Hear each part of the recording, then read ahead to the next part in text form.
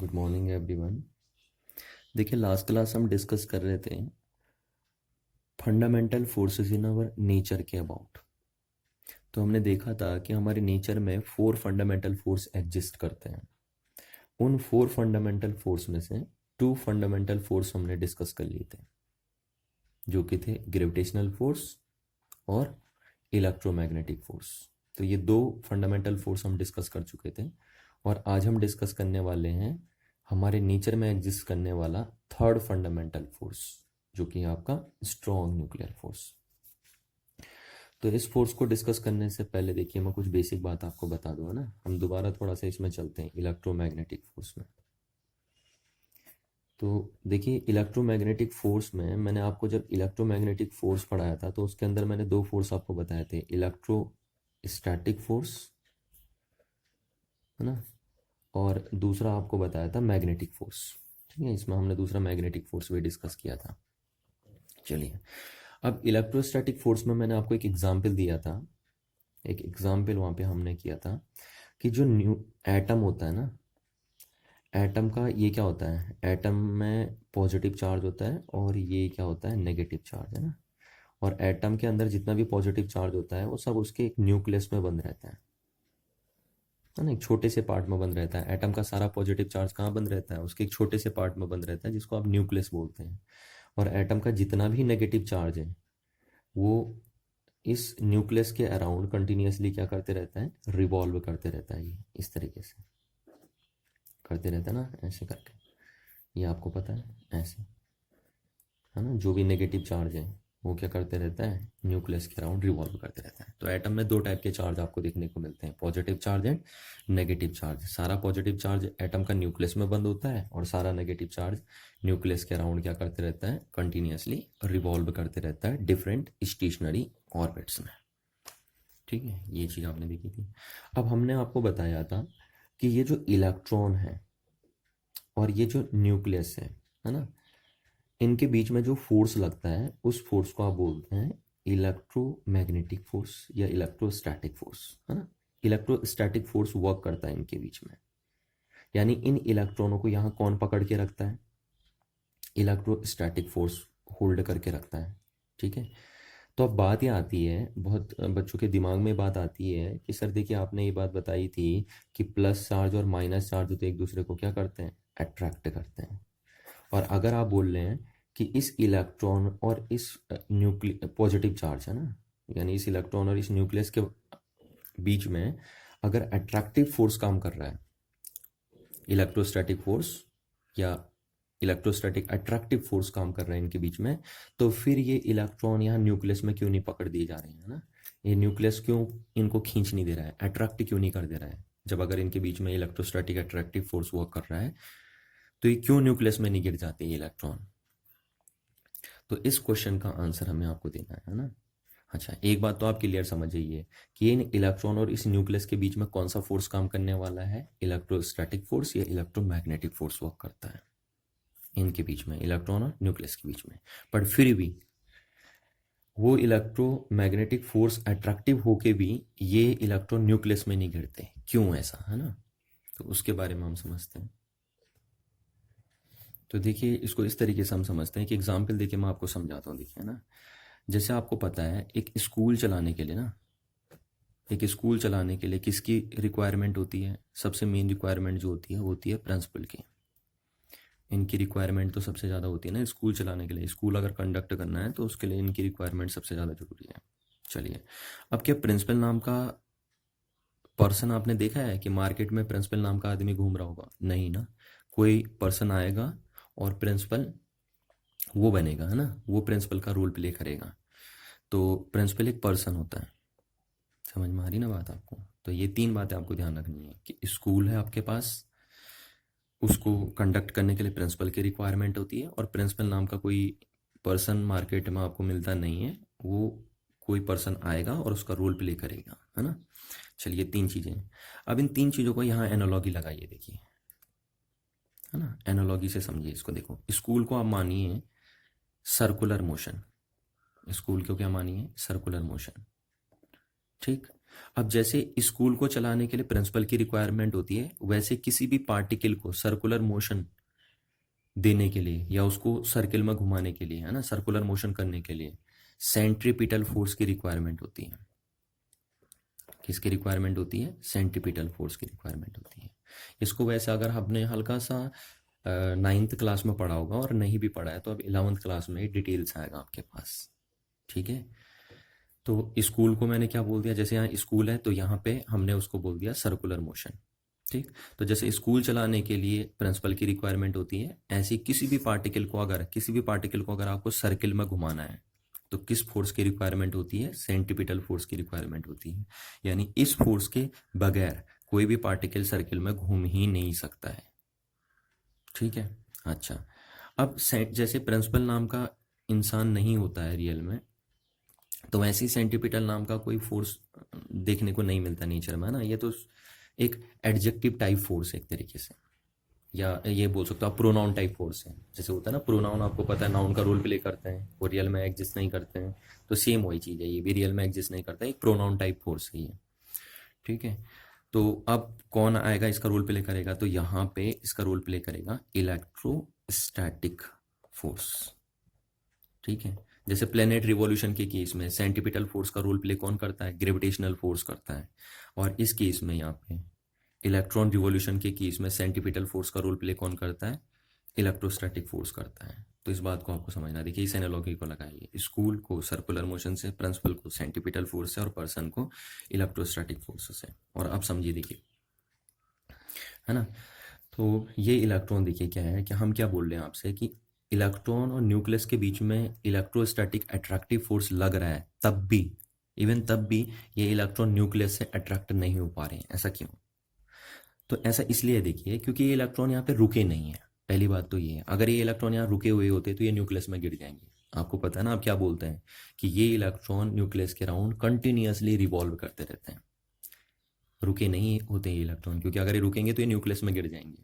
चलिए, अब अगर ये रुके नहीं होते तो ये रिवॉल्व करते रहते हैं, तो इनको रिवॉल्व करने के लिए किस फोर्स की रिक्वायरमेंट होती है? सेंट्रीपिटल फोर्स की रिक्वायरमेंट होती है। वो जैसे स्कूल चलाने के लिए प्रिंसिपल की रिक्वायरमेंट होती है, सिमिलरली किसी भी इलेक्ट्रॉन को अगर आपको सर्किल में घुमाना है तो किसकी रिक्वायरमेंट होती है? सेंट्रीपिटल फोर्स की रिक्वायरमेंट होती है। तो हम बोलेंगे इस इलेक्ट्रॉन को इस सर्किल में कौन घुमा रहा है? सेंट्रीपिटल फोर्स घुमा रहा है ना। इस इलेक्ट्रॉन को इस सर्किल में कौन घुमा रहा है? सेंट्रीपिटल फोर्स घुमा रहा है। पर अब ये सेंट्रीपिटल फोर्स जो है, मैंने कहा ये रियल में देखने को नहीं मिलता है ना। जैसे प्रिंसिपल नाम का आदमी देखने को नहीं मिलता है, ऐसे ये सेंट्रीपिटल फोर्स देखने को नहीं मिलता है। भले पार्टिकल को सर्किल में घुमाने के लिए इसकी रिक्वायरमेंट जरूरी है, इसके बगैर पार्टिकल सर्किल में नहीं घूमता है, इस फोर्स के बगैर, सेंट्रीपिटल फोर्स के बगैर। बट इस नाम का कोई फोर्स होता भी नहीं है ना। ये तो मैंने कहा आपका एक प्रोनाउन टाइप फोर्स है, तो कोई नाउन वाला फोर्स आएगा और इसका रोल प्ले करेगा। ठीक है ना। तो यहाँ पे सेंट्रीपिटल फोर्स का रोल प्ले कौन कर रहा है? Electrostatic force. ठीक है, तो ये इलेक्ट्रॉन को चलाने के लिए कौन से फोर्स की रिक्वायरमेंट होगी? सेंट्रीपिटल फोर्स की रिक्वायरमेंट होगी। ठीक, अब वो सेंट्रीपिटल फोर्स की रिक्वायरमेंट कौन फुलफिल करेगा? ये इलेक्ट्रोस्टैटिक फोर्स फुलफिल करेगा। समझ में आ रही ना बात? तो सपोज इस इलेक्ट्रॉन को इस सर्किल में घुमाने के लिए 100 न्यूटन फोर्स की रिक्वायरमेंट थी, 100 न्यूटन सेंटीमीटर फोर्स की रिक्वायरमेंट थी। तो वो 100 न्यूटन सेंटीमीटर फोर्स की रिक्वायरमेंट कौन फुलफिल करने वाला है? ये इलेक्ट्रोस्टैटिक फोर्स फुलफिल करने वाला है। तो जिस भी इलेक्ट्रोस्टैटिक फोर्स ने, जितने भी इलेक्ट्रोस्टैटिक अट्रैक्टिव फोर्स ने इस इलेक्ट्रॉन को खींच के न्यूक्लियस में लाना था, वो सारा का सारा इलेक्ट्रोस्टैटिक अट्रैक्टिव फोर्स तो सेंट्रीपिटल फोर्स बनाने में क्या हो गया? कंज्यूम हो गया ना। तो इसलिए क्या होता है कि ये इलेक्ट्रॉन न्यूक्लियस में नहीं गिरता है, क्योंकि कह रहा हूं मैं, जो electrostatic force of attraction in दोनों के बीच में था, जिसकी वजह से इस इलेक्ट्रॉन ने न्यूक्लियस में गिरना था, वो तो सारा कायम में खत्म हो गया। वो सारा इस इलेक्ट्रॉन को घुमाने में खत्म हो गया, यानी वो सारा इलेक्ट्रोस्टैटिक फोर्स सेंट्रीपिटल फोर्स बनाने में कंज्यूम हो गया। इसलिए ये इलेक्ट्रॉन न्यूक्लियस में नहीं गिरते हैं। तो इस बात को आपको क्लियरली समझना है ना। चलिए, अच्छा, अब एक क्वेश्चन यहाँ से और बच्चों के दिमाग में आता है, ठीक है, कि सर न्यूक्लियस में कौन से चार्ज हैं? पॉजिटिव चार्ज है। समझ में आ रही ना बात? न्यूक्लियस का साइज आपको पता होना चाहिए, हाँ, इतना साइज का होता है न्यूक्लियस, 10⁻⁻15 मीटर ये रेडियस होती है न्यूक्लियस की, है ना, और इसी को न्यूक्लियस का साइज भी हम बोलते हैं। जबकि एटम का साइज इस रेंज का होता है लगभग। एटम का साइज 10⁻10 मीटर होता है और न्यूक्लियस का साइज इतना छोटा होता है 10⁻15 मीटर। तो ये पता होना चाहिए। अच्छा, अब देखिए यहाँ पे क्या चीज़ आती है, एक बात दिमाग में, कि हम बोलते हैं न्यूक्लियस में कौन से चार्जेस हैं, पॉजिटिव चार्जेस हैं, है ना। न्यूक्लियस में कौन से चार्जेस हैं, पॉजिटिव चार्जेस हैं। और हमने ये पढ़ाया था कि दो चार्ज बॉडी जो होती हैं, अगर दो चार्ज बॉडी हैं तो उनके बीच में कौन सा फोर्स काम करता है, इलेक्ट्रोस्टैटिक फोर्स वर्क करता है। और अगर दोनों चार्ज बॉडी सेम नेचर की हैं तो उनके बीच में जो इलेक्ट्रोस्टैटिक फोर्स वर्क करता है वो रिपल्सिव नेचर का होता है ना। ये चीज़ हमने पढ़ी थी लास्ट क्लास, कि दो चार्ज बॉडी के बीच में कौन सा फोर्स वर्क करता है, इलेक्ट्रोस्टैटिक फोर्स वर्क करता है। और अगर दोनों चार्ज बॉडी लाइक हो गई, यानी सेम नेचर की हो गई, दोनों पॉजिटिव हो गई या दोनों नेगेटिव हो गई, तो वो इलेक्ट्रोस्टैटिक फोर्स रिपल्सिव होने लग जाता है। ठीक, और रिपल्सिव फोर्स क्या करता है, हमेशा चीज़ों को दूर करता है ना। अट्रैक्टिव फोर्स चीज़ों को नज़दीक करता है, रिपल्सिव दूर करता है। तो यहाँ पे भी वही क्वेश्चन हमारे दिमाग में आता है कि भैया न्यूक्लियस में सारे चार्ज पॉजिटिव हैं, और अगर पॉजिटिव चार्ज के बीच में ये इलेक्ट्रोस्टैटिक रिपल्सिव फोर्स काम करेगा, है ना, इलेक्ट्रोस्टैटिक रिपल्सिव फोर्स अगर वर्क करेगा, तो इन पॉजिटिव चार्जेस को तो दूर दूर हट जाना चाहिए। और अगर ये दूर दूर हट जाएंगे तो यानी ये न्यूक्लियस में नहीं रह पाएंगे, और न्यूक्लियस में नहीं रह पाएंगे तो इसका मतलब न्यूक्लियस नहीं बनेगा, और अगर न्यूक्लियस नहीं बनेगा तो एटम नहीं बनेगा, एटम नहीं बनेगा तो मैटर नहीं बनेगा, मैटर नहीं बनेगा तो यूनिवर्स नहीं बनेगा, है ना। तो फिर कुछ भी एग्जिस्ट नहीं करना चाहिए। तो ये चीज़ हमारे बड़ी दिमाग में आती है, ठीक है, कि क्या जो हमारा इलेक्ट्रोस्टैटिक फोर्स है वो इस न्यूक्लियस में भी वर्क करता है, ठीक है, क्योंकि न्यूक्लियस में चार्ज पार्टिकल है, तो जहां चार्ज पार्टिकल होते हैं हमने कहा था वहां इलेक्ट्रोस्टैटिक फोर्स वर्क करता है। तो क्या वही बात यहाँ पे आती है कि अगर यहाँ न्यूक्लियस में चार्ज पार्टिकल है तो क्या यहाँ इलेक्ट्रोस्टैटिक फोर्स वर्क करता है? तो देखिए आंसर होना चाहिए कि नहीं, यहाँ इलेक्ट्रोस्टैटिक फोर्स वर्क नहीं करता है, क्योंकि अगर वो करता तो वो इन प्रोटोनों को क्या करता, रिपेल करता आपस में, और रिपेल करता तो न्यूक्लियस नहीं बनना चाहिए था, न्यूक्लियस नहीं बनेगा तो एटम नहीं बनेगा, एटम नहीं बनेगा तो मैटर नहीं बनेगा, है ना। पर मैटर रियल में एग्जिस्ट करता है, तो इसका मतलब रियल में एटम बने हैं, एटम बने तो इसका मतलब न्यूक्लियस भी एग्जिस्ट करता है।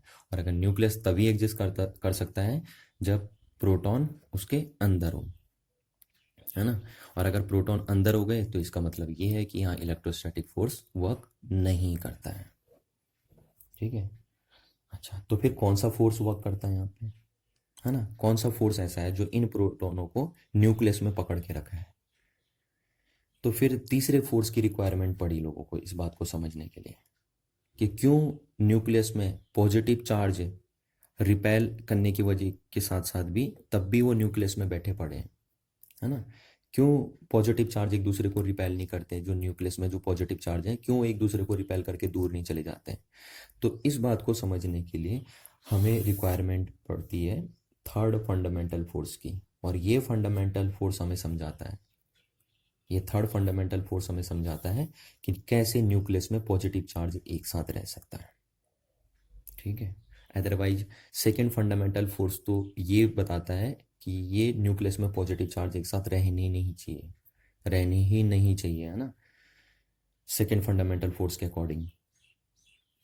पर थर्ड फंडामेंटल फोर्स आपको समझाएगा कि कैसे पॉजिटिव चार्ज न्यूक्लियस में एक साथ रह सकते हैं, और वो भी इतनी छोटी साइज के अंदर। अच्छा, अब एक चीज़ आपने और सुनी होगी, है ना, यहाँ पे हम डिटेल नहीं चल रहे हैं, वो आपने केमिस्ट्री में सुना होगा, ठीक है, और नहीं भी सुना है तो 12th क्लास की फिजिक्स में सुन लोगे आप। न्यूक्लियस के अंदर एक चीज़ और होती है, वो होती है न्यूट्रॉन्स। क्या होते हैं?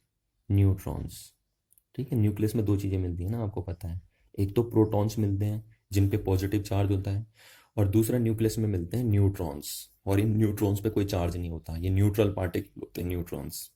तो न्यूक्लियस में दो तरीके के पार्टिकल आपको देखने को मिले हैं अभी तक, है ना। वैसे तो न्यूक्लियस के अंदर बहुत सारे पार्टिकल होते हैं, पर आपको कितने देखने को मिलते हैं अभी तक? आपने जो पढ़े हैं अभी तक वो दो पढ़े हैं, एक प्रोटॉन और दूसरा न्यूट्रॉन्स, ठीक। अच्छा, प्रोटॉन और न्यूट्रॉन को कॉमनली हम इस वर्ड से कॉल करेंगे नेक्स्ट टाइम से, प्रोटॉन एंड न्यूट्रॉन, इनको हम नेक्स्ट टाइम एक कंबाइन वर्ड से यूज़ कर लेंगे, और इनके लिए जो हम कंबाइन वर्ड यूज़ करेंगे वो होगा आपका न्यूक्लियॉन्स।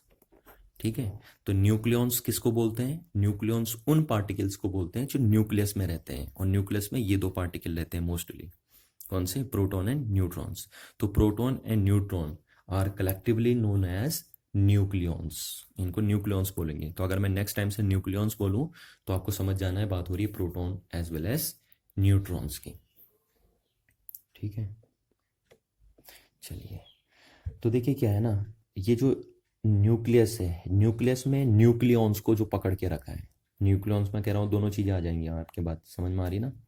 तो न्यूक्लियस में जो न्यूक्लियॉन्स हैं उनको जो फोर्स पकड़ के रखा है उसी फोर्स का नाम होता है स्ट्रॉन्ग न्यूक्लियर फोर्स। तभी तो नाम से पता चल रहा है, देखिए न्यूक्लियर है ना, और स्ट्रॉन्ग क्यों लगा वो अभी आपके समझ में आ जाएगा। तो ये वो फोर्स है जो न्यूक्लियस में न्यूक्लियॉन्स को क्या करके रखता है? पकड़ के रखता है। तो इसके डेफिनेशन हम लिख देते हैं कि the force holding the protons and neutrons, commonly आप क्या बोल सकते थे? न्यूक्लियॉन्स बोल सकते थे ना, inside a nucleus, inside a nucleus is known as strong nuclear force, nuclear force. ठीक है, तो ये तो न्यूक्लियर फोर्स की डेफिनेशन हो गई। क्लियर है ना बात, कि यही फोर्स है जो न्यूक्लियॉन्स को यानी प्रोटॉन और न्यूट्रॉन्स को न्यूक्लियस में पकड़ के रखता है। अदरवाइज अगर ये फोर्स नहीं होगा तो ये भाग जाएंगे न्यूक्लियस से। ठीक है, अच्छा, अब बात करते हैं इस फोर्स के बारे में। ज़्यादा डिटेल नहीं है ना, जब आप हायर क्लास में जाते हैं, ग्रेजुएशन करते हैं, तो वहाँ पे रहता है फोर्स डिटेल से। अभी इस फोर्स के बारे में ज़्यादा नहीं है आपके सिलेबस में। आपके सिलेबस में डिटेल डिस्कशन है इलेक्ट्रो ग्रेविटेशनल फोर्स का और इलेक्ट्रोस्टैटिक फोर्स का। इस फोर्स का ज़्यादा डिटेल डिस्कशन नहीं है, तो मैं इसके बारे में ज़्यादा बात ना करके सीधे बात करता हूँ कैरेक्टरिस्टिक्स की। इस फोर्स के जो कैरेक्टरिस्टिक्स हैं ना, जैसे हमने इलेक्ट्रोस्टैटिक फोर्स और ग्रेविटेशनल फोर्स की कैरेक्टरिस्टिक लिखी थी, वैसे ही इस फोर्स की हम कैरेक्टरिस्टिक्स लिखते हैं। तो characteristics of strong nuclear force, ठीक है, इसकी हम कैरेक्टरिस्टिक्स लिखते हैं। तो पहली कैरेक्टरिस्टिक्स क्या होती है? देखिए, पहली कैरेक्टरिस्टिक्स तो ये होती है कि ये अट्रैक्टिव नेचर का होता है। It is attractive in nature. मैंने आपको हमेशा बताया कि फोर्स में दो ही नेचर होते हैं, या तो अट्रैक्टिव होगा या रिपल्सिव होगा। तो ग्रेविटेशनल हमेशा अट्रैक्टिव होता है, इलेक्ट्रोस्टैटिक अट्रैक्टिव भी हो सकता है, रिपल्सिव भी हो सकता है, जबकि स्ट्रॉन्ग न्यूक्लियर फोर्स भी हमेशा क्या होता है? ग्रेविटेशनल की तरह अट्रैक्टिव ही होता है, ये रिपल्सिव नहीं होगा। क्योंकि अगर ये रिपल्सिव होगा तो ये तो न्यूक्लियस को दूर भगा देगा, है ना, न्यूक्लियॉन्स को। ये देखिए, न्यूक्लियॉन्स को ये रिपेल कर देगा। तो ये अट्रैक्टिव ही होता है, पकड़ के रखता है हमेशा न्यूक्लियॉन्स को।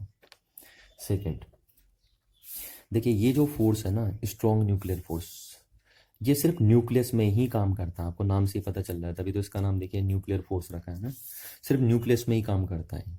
न्यूक्लियस के बाहर अगर आप जाते हैं तो ये फोर्स आपको देखने को नहीं मिलता है।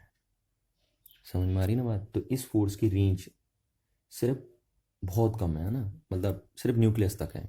तो हम बोल सकते हैं कि it is a short range force. It is short range force. ये ग्रेविटेशनल और इलेक्ट्रोस्टैटिक्स की तरह लॉन्ग रेंज फोर्स नहीं है, ये बिल्कुल शॉर्ट रेंज फोर्स है। ठीक है, शॉर्ट रेंज फोर्स है ये, और सिर्फ बहुत कम डिस्टेंस तक ये वर्क करेगा, या आप कह सकते हैं कि ये सिर्फ न्यूक्लियस में वर्क करता है। तो it acts as, that is हम बोल सकते हैं कि it acts over a very short distance, a very short distance. ठीक है, डिस्टेंसेस, और वो डिस्टेंस कितनी होती है? About 10⁻⁻15 metre. सिर्फ इतनी छोटी डिस्टेंस तक ही ये फोर्स वर्क करता है बस। इससे ऊपर अगर आप जाएंगे, इतनी हाई, इससे हाई डिस्टेंस पे अगर आप जाएंगे तो ये फोर्स नेग्लिजिबल हो जाता है। ठीक है, तो शॉर्ट रेंज फोर्स है। थर्ड बात अगर हम करें तो देखिए, ये जो फोर्स है ना, जैसे सपोज मैं मानूं कि ये एक प्रोटॉन है और ये एक प्रोटॉन है, तो इन दो प्रोटॉन्स के बीच में अगर मैं इलेक्ट्रोस्टैटिक फोर्स को निकालूं तो ये सपोज अगर 1 न्यूटन आया, ठीक है, चलिए पहले मैं ऐसे बता देता हूँ कि अगर ये दो प्रोटॉन है तो इनके बीच में अगर आप ग्रेविटेशनल फोर्स को निकालोगे, ठीक है, ग्रेविटेशनल फोर्स को, F stand for force, G stand for gravitational force, तो अगर सपोज इनके बीच में जो ग्रेविटेशनल फोर्स आया वो 1 न्यूटन है सपोज, है ना, इतना आया, तो डेफिनेटली है इनके बीच में जो इलेक्ट्रोस्टैटिक फोर्स आएगा वो 10⁻36 न्यूटन आएगा। ठीक है, जो इलेक्ट्रोस्टैटिक फोर्स होगा ना, ये मैंने आपको लास्ट क्लास में बताया था कि अगर इन दो प्रोटॉन्स के बीच में ग्रेविटेशनल फोर्स सपोज 1 न्यूटन आया तो इन दो प्रोटॉन्स के बीच में जो इलेक्ट्रोस्टैटिक फोर्स आएगा वो कितना आएगा, 10⁻36 न्यूटन। और अगर इन दो प्रोटॉन्स के बीच में हम स्ट्रॉन्ग न्यूक्लियर फोर्स को कैलकुलेट करें तो वो आता है 10⁻38 न्यूटन। समझ में आ रही बात? तो स्ट्रॉन्ग न्यूक्लियर फोर्स, देखिए इलेक्ट्रोस्टैटिक फोर्स से कितना हैवी है, कितना स्ट्रॉन्गर है, तो 100 टाइम्स स्ट्रॉन्गर है, जबकि स्ट्रॉन्ग न्यूक्लियर फोर्स ग्रेविटेशनल से कितना स्ट्रॉन्गर है, 10⁻38 टाइम्स हैवी या स्ट्रॉन्गर है। तो हम यहाँ से बोल सकते हैं कि जो स्ट्रॉन्ग न्यूक्लियर फोर्स होगा वो क्या होगा, 10⁻38 times of 38 times stronger than gravitational force, या फिर आप बोल सकते हैं कि जो स्ट्रॉन्ग न्यूक्लियर फोर्स होगा वो 100 times stronger than electrostatic force. ठीक है, तो दुनिया का जो सबसे वर्ल्ड का जो आपका सबसे स्ट्रॉन्गर फोर्स होता है वो यही फोर्स होता है, इसलिए इसका नाम आगे से स्ट्रॉन्ग न्यूक्लियर फोर्स रख दिया गया है। ठीक है, क्योंकि ये इस फोर्स की स्ट्रेंथ सबसे ज़्यादा होती है, जितने भी फंडामेंटल फोर्स हैं उनमें सबसे स्ट्रॉन्गर फोर्स यही होता है, और ये रही इसकी स्ट्रेंथ। तो यहाँ से हम बोल सकते हैं कि it is 100 times stronger than electromagnetic force. Electromagnetic force से 100 टाइम स्ट्रॉन्गर होगा, and 10⁻38 times stronger than gravitational force. Gravitational force से कितना हैवी होगा, 10⁻38 times.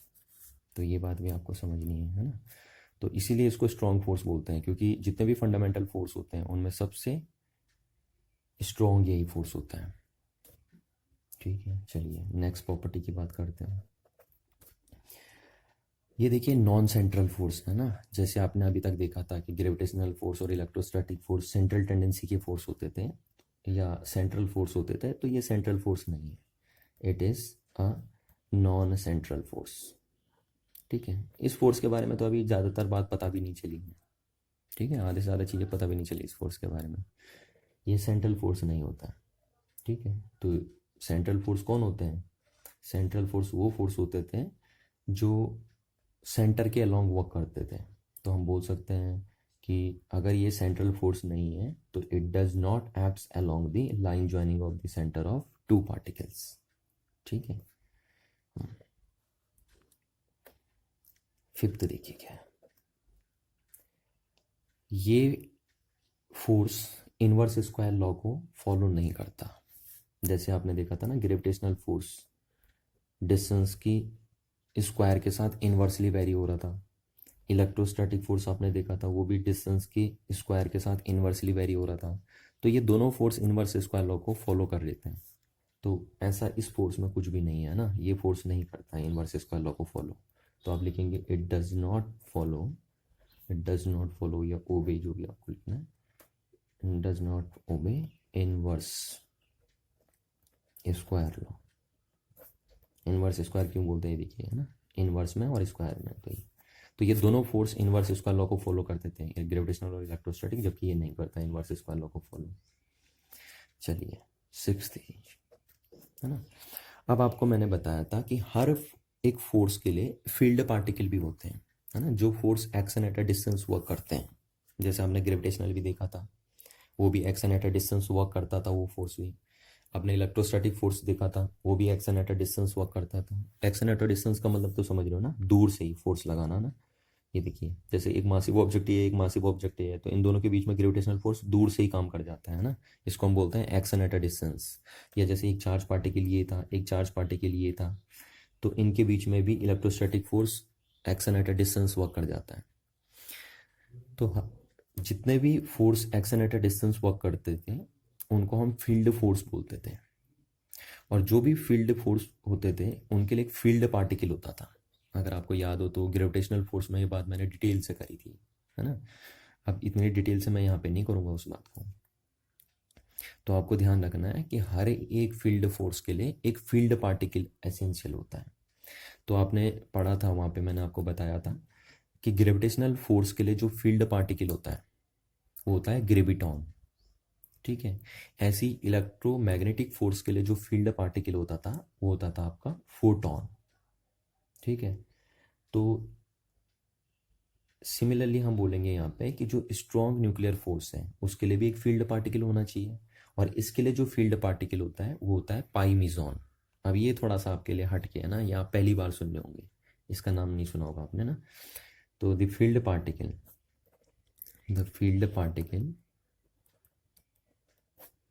For this force is pi meson. ठीक है, ये भी न्यूक्लियस में होते हैं, अभी आपको समझ में आएंगे। अभी अभी आपने नहीं पढ़ा ना, तो ये चीज़ आप नहीं सुननी होंगे। न्यूक्लियस में ये भी होते हैं, पाई मीजॉन भी होते हैं। ठीक है, न्यूक्लियस के अंदर होते हैं। अभी तक आपने सिर्फ प्रोटॉन और न्यूट्रॉन ही सुने हैं। तो चलिए कोई बात नहीं है, नई चीज़ है आपके लिए, है ना। तो जो इस फोर्स के लिए, न्यूक्लियर फोर्स के लिए फील्ड पार्टिकल होते हैं वो कौन होते हैं? पाई मीजॉन। और आपको पता है फील्ड पार्टिकल क्या काम करता है? फील्ड पार्टिकल ही वो पार्टिकल होता है कि जिसको एक्सचेंज करके दो बॉडी आपस में फोर्स लगाती हैं। ठीक है, दो बॉडी फील्ड पार्टिकल को एक्सचेंज करके ही एक दूसरे पे क्या करती हैं? फोर्स एक्सर्ट करती हैं। जैसे हम बोलते हैं, देखिए कि ये एक मासिव ऑब्जेक्ट है, ये एक मासिव ऑब्जेक्ट है, तो ये इस पे ग्रेविटेशनल फोर्स लगाएगा, ये इस पे ग्रेविटेशनल फोर्स लगाएगा। तो इन दोनों के बीच में एक फील्ड पार्टिकल क्या होते रहता है? कंटिन्यूसली एक्सचेंज होते रहता है। और उसी फील्ड पार्टिकल की वजह से एक दूसरे पे क्या लगाते हैं? ग्रेविटेशनल फोर्स लगाते हैं, और वो फील्ड पार्टिकल होता है आपका ग्रेविटॉन। ठीक है, यानी ये दो मासिव ऑब्जेक्ट ग्रेविटॉन को क्या करते रहते हैं? आपस में एक्सचेंज करते रहते हैं। कभी इनके पास रहेगा ग्रेविटॉन, कभी इसके पास रहेगा ग्रेविटॉन। तो उस ग्रेविटॉन को ये एक्सचेंज करते रहते हैं और तब एक दूसरे पे फोर्स लगाते हैं। सिमिलरली ये दो चार्ज पार्टिकल थे, तो ये किस पार्टिकल को एक्सचेंज करके आपस में एक दूसरे पे इलेक्ट्रोमैग्नेटिक फोर्स लगाते हैं? फोटॉन को। ठीक है, तो दो चार्ज बॉडी के बीच में कौन सा पार्टिकल एक्सचेंज होते रहता है? फोटॉन एक्सचेंज होते रहता है। और यही फोटॉन रिस्पॉन्सिबल है इलेक्ट्रोमैग्नेटिक फोर्स को एक्सर्ट करने के लिए। यानी ये इस पे इलेक्ट्रोमैग्नेटिक फोर्स लगाएगा, ये इस पे इलेक्ट्रोमैग्नेटिक फोर्स लगाएगा, है ना। और उसका रीज़न क्या होगा? क्यों ये इलेक्ट्रोमैग्नेटिक फोर्स लगाएगा इस पे? क्योंकि ये इसके साथ क्या एक्सचेंज करेगा? फोटॉन को एक्सचेंज करेगा। तभी तो हम फोटॉन को इलेक्ट्रोमैग्नेटिक फोर्स का फील्ड पार्टिकल बोलते हैं। ठीक है, तो ऐसी जो पाई मीजॉन होते हैं वो भी न्यूक्लियॉन्स में क्या होते रहते हैं? कंटिन्यूसली एक्सचेंज होते रहते हैं। न्यूक्लियॉन्स मतलब देखिए, न्यूक्लियॉन्स में क्या आ गया ना, न्यूक्लियॉन्स में पहली चीज़ आपको क्या आ गई? न्यूक्लियॉन्स में मैंने कहा था प्रोटॉन और न्यूट्रॉन्स को कंबाइन करके न्यूक्लियॉन्स बोलते हैं आप। तो न्यूक्लियॉन्स में देखिए हो गए कौन कौन? प्रोटॉन, प्रोटॉन बोल सकते हो आप, ये भी तो न्यूक्लियॉन्स है दोनों। और न्यूट्रॉन, न्यूट्रॉन आप बोल सकते हैं, या बोल सकते हो प्रोटॉन एंड न्यूट्रॉन। तो ये तीन कॉम्बिनेशन न्यूक्लियॉन्स के होते हैं। कौन कौन से कॉम्बिनेशन बनते हैं न्यूक्लियॉन्स के? प्रोटॉन प्रोटॉन का कॉम्बिनेशन बनता है, न्यूट्रॉन न्यूट्रॉन का बनता है, और प्रोटॉन न्यूट्रॉन का बनता है। तो जब एक प्रोटॉन दूसरे प्रोटॉन पे स्ट्रॉन्ग न्यूक्लियर फोर्स लगाता है, ये एक न्यूट्रॉन दूसरे न्यूट्रॉन पे स्ट्रॉन्ग न्यूक्लियर फोर्स लगाता है, या एक प्रोटॉन दूसरे न्यूट्रॉन पे स्ट्रॉन्ग न्यूक्लियर फोर्स लगाता है, तो ये एक फील्ड पार्टिकल का एक्सचेंज करते होंगे ना, जैसे यहाँ पे किए थे। तो वो फील्ड पार्टिकल कौन है? वही है पाई मीजॉन। ठीक है, तो ये न्यूक्लियॉन्स आपस में स्ट्रॉन्ग फोर्स से जुड़े हुए हैं, और वो जो स्ट्रॉन्ग फोर्स है वो किस तरीके से वर्क कर रहा है? वो इस पाई मीजॉन पार्टिकल को एक्सचेंज कर रहा है इन दोनों के बीच में, और वही पाई मीजॉन पार्टिकल है जो इन दोनों के बीच में स्ट्रॉन्ग न्यूक्लियर फोर्स को क्या करके रखा है? मेंटेन करके रखा है। ठीक है, तो यही हम बोलते हैं यहाँ पे कि जो न्यूक्लियर फोर्स है, दैट इज, यहाँ से हम बोल सकते हैं न्यूक्लियर फोर्स बिटवीन न्यूक्लियॉन्स। ये न्यूक्लियॉन्स जो होंगे ना, इनके बीच में जो होगा, तो ये जो न्यूक्लियर फोर्स होगा न्यूक्लियॉन्स के बीच में, वो किसकी वजह से होगा? Is due to the exchange of pi meson, ठीक है। ये पाई मेसोन एक्सचेंज होने की वजह से ही स्ट्रॉन्ग न्यूक्लियर फोर्स वर्क करता है किसके बीच में, न्यूक्लियॉन्स के बीच में। देखिए इसको मैं एक एनालॉजी से समझते हैं ना, एक एनालॉजी से समझाता हूँ। देखो आपको ये एनालॉजी लगाइए आप। देखिए एक कुत्ता ये है सपोज, है ना, यहाँ पे मैंने कुत्ता लगा दिया है, और दूसरा कुत्ता ये है यहाँ पे, ये हमने बना दिया, ये कुत्ता ये है। तो इन दो कुत्तों को तो आप मानिए न्यूक्लियॉन्स हैं, चाहे ये वाले न्यूक्लियॉन्स मान लीजिए या ये वाले मान लीजिए, ये वाले मान लीजिए, कोई से भी दो न्यूक्लियॉन्स। तो ये मान लीजिए एक ये प्रोटॉन है और ये भी क्या है, एक प्रोटॉन है, ठीक है। अच्छा, तो ये दो कुत्ते हैं। अब ये दो कुत्ते आपस में कब तक एक साथ रहेंगे, तो ये तब तक एक साथ रहेंगे जब तक मैंने इनको एक हड्डी दे दी यहाँ पे, है ना, एक बोन दे दी यहाँ पे, देखिए बोन्स, एक हड्डी दी।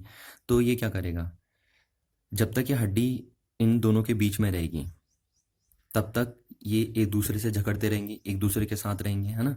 और जैसे ही ये हड्डी यहाँ से मैं हटा दूंगा तो ये कुत्ते दूर दूर हो जाएंगे एक दूसरे से।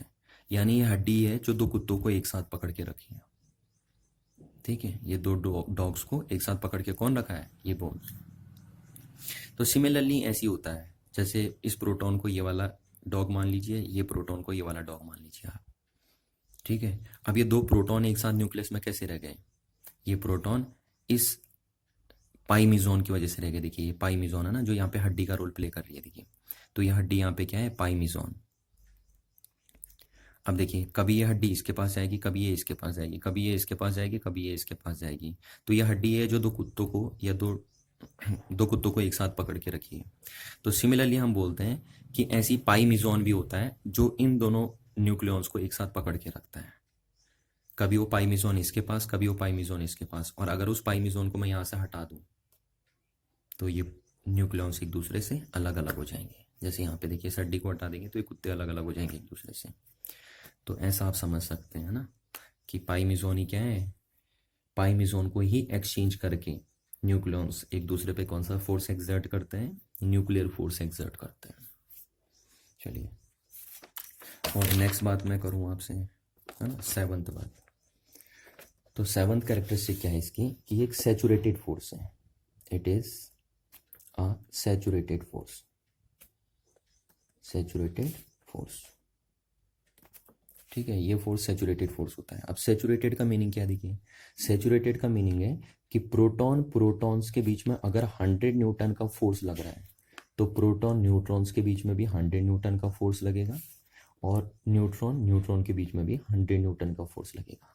समझ में आ रही है ना बात, इसको बोलते हैं सैचुरेटेड फोर्स। तो स्ट्रॉन्ग न्यूक्लियर फोर्स एक सैचुरेटेड फोर्स होता है। यानी अगर दो प्रोटॉन्स के बीच में स्ट्रॉन्ग न्यूक्लियर फोर्स 100 न्यूटन है तो दो प्रोटॉन प्रोटॉन के बीच में भी स्ट्रॉन्ग न्यूक्लियर फोर्स 100 न्यूटन होगा, और दो न्यूट्रॉन न्यूट्रॉन के बीच में भी इलेक्ट्रोस्टैटिक फोर्स 100 न्यूटन होगा, है ना। इसी को बोलते हैं सैचुरेटेड। अगर हम बात करें एट्थ प्रॉपर्टी, तो एट्थ प्रॉपर्टी है कि it is charge independent force, charge independent force. ये चार्ज पे डिपेंड नहीं करता है फोर्स, क्योंकि अगर ये चार्ज पे डिपेंड करता तो ये तो इलेक्ट्रोस्टैटिक फोर्स हो जाता ना, ये वाला फोर्स हो जाता है इलेक्ट्रोस्टैटिक या इलेक्ट्रोमैग्नेटिक फोर्स, अगर ये चार्ज पे डिपेंड करता तो, है ना। तो ये ध्यान रखना कि ये जो फोर्स होता है वो चार्ज पे डिपेंड नहीं करता है, ठीक है। तो किस पे डिपेंड करता है, तो फिर ये डिपेंड करता है, it is spin dependent force, spin dependent force. अब आपको ये ज़्यादा नहीं समझना है कि ये स्पिन डिपेंडेंट फोर्स क्या होता है ना। आपको पता है जो ये न्यूक्लियॉन्स होते हैं इनके पास स्पिन होती है अपनी। ये केमिस्ट्री में आप पढ़ोगे, जब क्वांटम नंबर आप पढ़ेंगे केमिस्ट्री के अंदर, तो वहाँ पे एक टर्म पढ़ेंगे आप, स्पिन क्वांटम नंबर। तो वहाँ पे आपको समझ में आएगी ये बात, है ना। तो यहाँ पे हम डिटेल नहीं चल रहे इसमें, बस इतना ही आप ये तो मैंने आपको ज़्यादा ही बताया, है ना। तो आपको ध्यान रखना है स्पिन डिपेंडेंट फोर्स होते हैं, चार्ज पे डिपेंड नहीं करते फोर्स,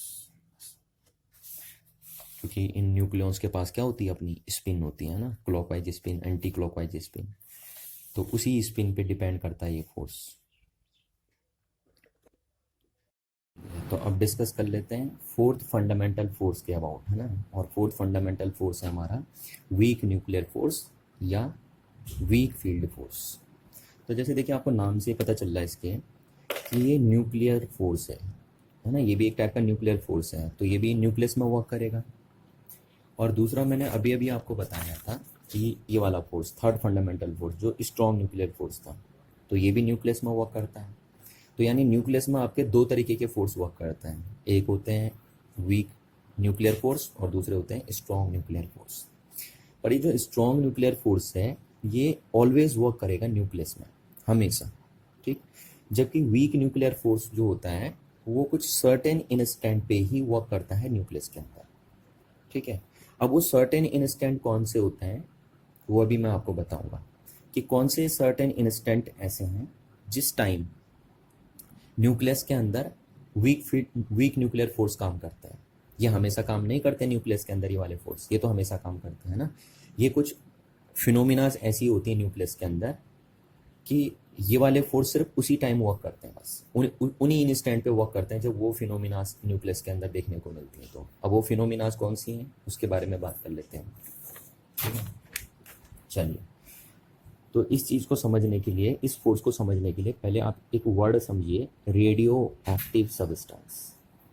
रेडियो एक्टिव सब्सटेंस या रेडियो एक्टिव मटेरियल, जो भी आपको बोलना है, ठीक है। रेडियो एक्टिव सब्सटेंसेस क्या है? तो देखिए, रेडियो एक्टिव सब्सटेंसेस वो सब्सटेंसेस होते हैं जिनके न्यूक्लियस काफ़ी हैवी होते हैं, है ना। अब अगर देखिए सब्सटेंस होगा तो किससे बना होगा? एटम से बना होगा, और एटम होगा तो ओबियसली उसमें न्यूक्लियस भी होगा। तो जिन सब्सटेंसेस के भी न्यूक्लियस काफ़ी हैवी होते हैं, ठीक है, उनको हम क्या बोलते हैं? रेडियो एक्टिव सब्सटेंस बोलते हैं। तो आप यहाँ से बोल सकते हैं दो substances which have very heavy nucleus, ठीक है,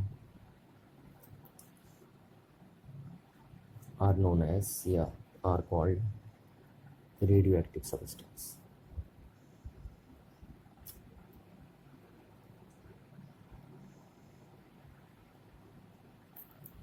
इस बात को आपको ध्यान रखना है। अब ये हैवी न्यूक्लियस का मीनिंग क्या है यहाँ पे, है ना, ये चीज़ थोड़ा समझते हैं कि हैवी न्यूक्लियस क्या है। तो देखिए, मैं आपको एक एग्जांपल से समझाता हूँ, आप इसको समझिए। देखिए 92 यूरेनियम 235, ये आप समझते हो ना, यूरेनियम है। अब आपको पता है, देखिए ये यूरेनियम का क्या है? Atomic number. और किसी भी एटम का जो एटॉमिक नंबर होता है उतने ही उस एटम में प्रोटॉन एग्जिस्ट करते हैं। या आप बोल सकते हैं कि atomic number is equivalent to क्या होता है? नंबर ऑफ प्रोटॉन्स होते हैं। तो यूरेनियम का जो एटम है उसमें कितने प्रोटॉन्स हैं? 92 प्रोटॉन्स हैं। और आपको पता है 92 प्रोटॉन्स एक छोटे से पार्ट में बंद रहते हैं, और उस पार्ट को आप बोलते हैं न्यूक्लियस। तो यानी जो यूरेनियम का एटम होगा या यूरेनियम के जो सब्सटेंसेस होंगे उनमें न्यूक्लियस के अंदर 92 प्रोटॉन्स एक साथ होंगे, है ना। और आपको पता है किसी भी एटम का जो सारा मास होता है वो कहाँ बंद होता है? उसके न्यूक्लियस में ही बंद होता है, क्योंकि प्रोटॉन्स काफ़ी हैवी होते हैं एज कम्पेयर टू इलेक्ट्रॉन। तो सारा मास किसी भी एटम का कहाँ रहता है? उसके न्यूक्लियस में ही रहता है।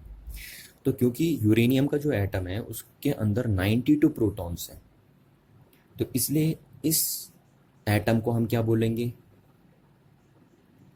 हैवी एटम बोलेंगे, क्योंकि इसका न्यूक्लियस क्या है? हैवी है। तो ये हैवी न्यूक्लियस है, तो न्यूक्लियस हैवी है तो एटम हैवी होगा, और एटम अगर हैवी है तो हम बोलेंगे कि ये जो सब्सटेंस है ये रेडियो एक्टिव सब्सटेंस, ठीक है। ये देखिए, जैसे ये बनाया मैंने यूरेनियम का एटम, ठीक है, ये इसका न्यूक्लियस हो गया और ये इसके ऑर्बिट हो गए जिसमें इलेक्ट्रॉन घूमेंगे। तो कितने प्रोटॉन एक साथ बंद रहेंगे? देखिए आप जरा गौर करिए, 92 प्रोटॉन एक साथ बंद रहेंगे, है ना। तो कितना ज़्यादा प्रोटॉन्स हैं इसके अंदर, इसलिए हम बोलते हैं ये एक हैवी न्यूक्लियस है, ठीक है, यह एक हैवी एटम है। जब इसका न्यूक्लियस हैवी होगा तो ऑब्वियसली ये इसका एटम भी हैवी होगा। तो यूरेनियम का न्यूक्लियस काफ़ी हैवी होता है, इसलिए उसका एटम भी काफ़ी हैवी होता है, और इसीलिए हम इसको रेडियो एक्टिव सब्सटेंस बोलते हैं। अब देखिए क्या है कि जो हैवी न्यूक्लियस होते हैं, जितने भी हैवी न्यूक्लियस होते हैं, सिर्फ यूरेनियम ही नहीं है ना, पोलोनियम हो गया आपके, और भी हो गए आपके बहुत सारे। तो ये जितने भी हैवी न्यूक्लियस होते हैं इनमें क्या होता है ना, ये हैवी न्यूक्लियस कॉन्टिन्यूसली क्या करते रहते हैं? डीके करते रहते हैं, यानी मरते रहते हैं। तो जो सब्सटेंस, जितने भी सब्सटेंस के न्यूक्लियस हैवी होते हैं वो सब्सटेंस थोड़ा मरते जल्दी हैं, है ना। देखिए मरना तो सब ने है, पर जिन सब्सटेंस के भी न्यूक्लियस काफ़ी हैवी होते हैं वो थोड़ा सा जल्दी जल्दी मरते हैं, यानी वो रैपिडली डीके होते रहते हैं। और जितने भी सबस्टांस रैपिडली डीके होते रहते हैं उन्हीं को हम बोलते हैं रेडियो एक्टिव सबस्टांस। समझ में आ रही ना बात? क्या बोला मैंने कि जो सबस्टांस जल्दी मरते हैं यानी जल्दी डीके होते हैं उनको हम रेडियो एक्टिव सबस्टांस बोलते हैं। और जल्दी कौन मरते हैं? जिनके न्यूक्लियस हैवी होते हैं।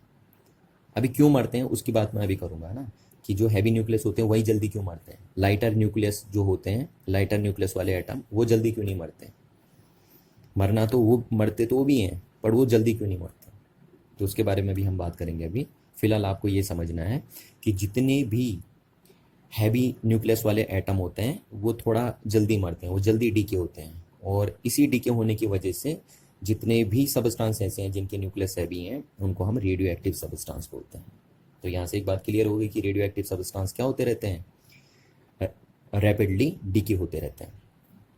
अच्छा, अब ऐसा क्यों होता है देखिए, कि क्यों हैवी न्यूक्लियस जल्दी मरते हैं या क्यों रेडियो एक्टिव सबस्टांस जल्दी मरते रहते हैं, है ना, उसके बारे में बात कर लेते हैं। तो देखिए क्या है, आप यूरेनियम का देख रहे हैं 92 प्रोटॉन एक साथ बंद है। तो क्या ऐसा पॉसिबल है यार कि 92 पॉजिटिव चार्ज इतने छोटे पार्ट्स में बंद रहेंगे? तो बच्चा बोलता है सर यस पॉसिबल। मैंने कहा कैसे पॉसिबल होता है? तो बच्चा बोलता है सर स्ट्रॉन्ग न्यूक्लियर फोर्स इनको पकड़ के रखता है। अभी अभी आपने बताया था कि स्ट्रॉन्ग न्यूक्लियर फोर्स होता है जो इनको पकड़ के रखता है एक साथ। चलिए, तो देखिए यस, है ना, ये बात सही है कि strong nuclear force in protons को एक साथ पकड़ के रखेगा। पर कब तक पकड़ के रखेगा ना, क्योंकि दो चार तो है नहीं, बहुत ज़्यादा है। और बहुत ज़्यादा होने की वजह से क्या होगा, इनके बीच में जो इलेक्ट्रोस्टैटिक फोर्स होगा वो काफ़ी हैवी हो जाएगा, ठीक है, as compare to strong force. तो एक टाइम ऐसा आएगा कि अब इनको एक साथ रखना मुश्किल हो जाएगा, क्योंकि बहुत सारे हैं ना, थोड़ा बहुत होते तो स्ट्रॉन्ग न्यूक्लियर फोर्स इनको पकड़ के रख देता। बट अगर बहुत सारे प्रोटॉन्स न्यूक्लियस में हो गए यानी हैवी न्यूक्लियस हो गया तो फिर इनको पकड़ना बड़ा मुश्किल है ना। फिर स्ट्रॉन्ग न्यूक्लियर फोर्स भी इनको पकड़ के नहीं रख पाता है। तो फिर उस टाइम क्या होता है, न्यूक्लियस डीके होना शुरू हो जाते हैं, ये न्यूक्लियस मरना शुरू हो जाते हैं। और जब न्यूक्लियस मरना शुरू होता है तो एटम भी मरना शुरू हो जाता है। जब एटम मरना शुरू होता है तो सबस्टांस भी मरना शुरू हो जाता है। और ये मरने को हम यहाँ पे डीके बोलते हैं। तो देखिए जितने भी हैवी न्यूक्लियस होते हैं वो डीके होते हैं। उनके डीके होने की वजह से उनके एटम डीके होंगे, और उन एटम अगर डीके होते हैं तो सबस्टांस भी डीके होते हैं। और जो सबस्टांस रैपिडली डीके होते हैं उनको हम रेडियो एक्टिव सबस्टांस बोलते हैं, ठीक है। अच्छा, अब न्यूक्लियस कैसे डीके होता है ना, न्यूक्लियस कैसे मरता है, उसकी प्रोसेस क्या है, कि न्यूक्लियस किस तरीके से क्या होते रहता है, डीके होता है। मरना क्या है मतलब, है ना। तो मरने की प्रोसेस होती है ना। तो सिमिलरली वही चीज़ हमें बोलेंगे, जैसे हम बोलते हैं कि हम मतलब कोई इंसान मर गया, तो कोई इंसान मर गया तो इसका मतलब उसकी ब्रीथिंग बंद हो गई है ना, उसका चलना फिरना बंद हो गया, ये सब तो बोलते हैं आप। तो ऐसे ही हम बोल रहे हैं कि न्यूक्लियस मर गया यानी न्यूक्लियस डीके हो गया। तो क्या होता है जब न्यूक्लियस डीके होता तो देखिए न्यूक्लियस डीके होता है जिस टाइम, उस टाइम होता क्या है कि न्यूक्लियस के प्रोटॉन न्यूट्रॉन में कन्वर्ट होना शुरू हो जाते हैं, या फिर न्यूट्रॉन प्रोटॉन में कन्वर्ट होना शुरू हो जाता है। समझ में आ रही ना बात? तो न्यूक्लियस की जो मरने की प्रोसेस होती है, देखिए न्यूक्लियस मरेगा तो एक बात ध्यान रखिए, न्यूक्लियस मरेगा तो एटम भी मरेगा, एटम मरेगा तो सबस्टांस भी मरेगा, है ना। जब न्यूक्लियस ही नहीं रहेगा तो एटम कहाँ से रहेगा, एटम कहाँ से नहीं रहेगा तो मैटर ही नहीं रहेगा। तो इस बात को ध्यान रखना है। तो जब न्यूक्लियस मरता है उस टाइम दो प्रोसेस होती हैं, या तो न्यूट्रॉन प्रोटॉन में कन्वर्ट होते हैं या प्रोटॉन्स क्या हो जाते हैं, न्यूट्रॉन्स में कन्वर्ट हो जाते हैं। दो चीज़ें चलती हैं। तो न्यूक्लियस की जो मरने की प्रोसेस है उस प्रोसेस में क्या होता है, न्यूट्रॉन प्रोटॉन में और प्रोटॉन न्यूट्रॉन में कन्वर्ट होते रहते हैं, ठीक है। एक एग्जाम्पल से देखो इस बात को समझते हैं कि कैसे न्यूक्लियस मरते हैं ना। तो एक एग्जाम्पल से मैं समझते हैं, कोबाल्ट को लेके चलते हैं क्योंकि इसका बड़ा फेमस एग्जाम्पल ये है, ठीक। और इसका यूज़ भी होता है कैंसर के ट्रीटमेंट में। तो कोबाल्ट का आपको पता है एटॉमिक नंबर कितना हो गया, 27, और मास नंबर इसका होता है 60। ये कोबाल्ट हो गया आपका। अच्छा, अब कोबाल्ट के न्यूक्लियस में कितने पॉजिटिव चार्ज हैं, देखिए 27 पॉजिटिव चार्ज है, ठीक है।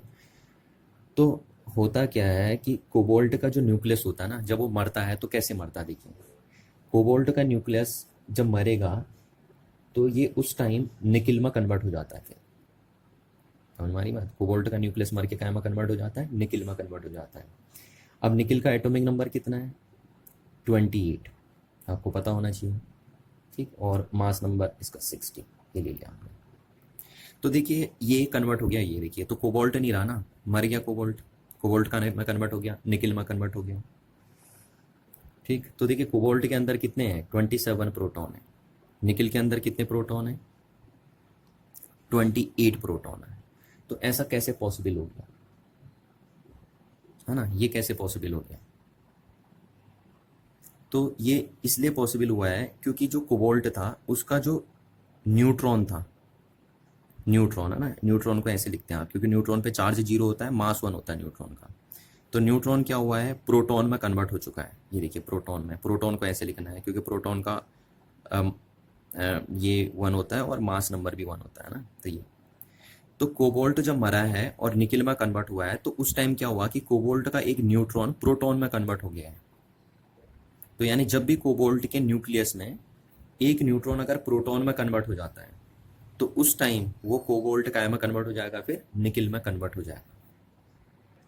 और ये क्यों कन्वर्ट हो रहा है, क्यों कोबाल्ट निकिल में कन्वर्ट हो रहा है? क्योंकि कोबाल्ट का जो न्यूक्लियस है वो हैवी है ना। अब आप सोच रहे होंगे तो उससे हैवी बन रहा है, ठीक है, इसको तो लाइटर होना चाहिए, तो ऐसा नहीं है।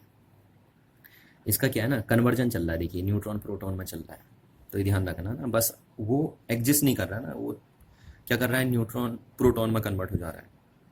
हो सकता है प्रोटॉन न्यूट्रॉन में भी कन्वर्ट हो जाए, ठीक है। तो अगर प्रोटॉन न्यूट्रॉन में कन्वर्ट हो तो कोबाल्ट नीचे बन जाएगा, कोबाल्ट से कम, जैसा आपको पता है आयरन में कन्वर्ट हो जाएगा ना 26 में, अगर कोबाल्ट का प्रोटॉन न्यूट्रॉन में कन्वर्ट हो गया तो। पर यहाँ पे तो क्या होगा कि देखिए यहाँ पे क्या हो रहा है कि कोबाल्ट का एक न्यूट्रॉन प्रोटॉन में कन्वर्ट हो गया, और अगर कोबाल्ट का एक न्यूट्रॉन प्रोटॉन में कन्वर्ट हो गया तो वो निकिल में कन्वर्ट हो गया। अच्छा, अब आप देखिए इधर कितने पॉजिटिव चार्ज हैं, 27, इधर कितने पॉजिटिव चार्ज हैं, 28। तो क्या ऐसा पॉसिबल है? नहीं ना। चार्ज कंजर्वेशन का क्या हो गया, वायलेशन हो रहा है यहाँ पे, क्योंकि इधर 27 पॉजिटिव चार्ज है, इधर 28 है। तो क्या होता है जब प्रोटॉन, ये देखिए न्यूट्रॉन प्रोटॉन में कन्वर्ट होता है, यानी कोबाल्ट निकिल में कन्वर्ट होता है, तो साथ में एक इलेक्ट्रॉन भी यहाँ से बाहर निकलता है। इलेक्ट्रॉन को ऐसे दिखाते हैं, ये इलेक्ट्रॉन भी निकलता है बाहर, है ना, क्योंकि इलेक्ट्रॉन का मास हम 0 मान के चलते हैं, और इलेक्ट्रॉन पे चार्ज कितना होता है, -1। ये तो इलेक्ट्रॉन निकलता है।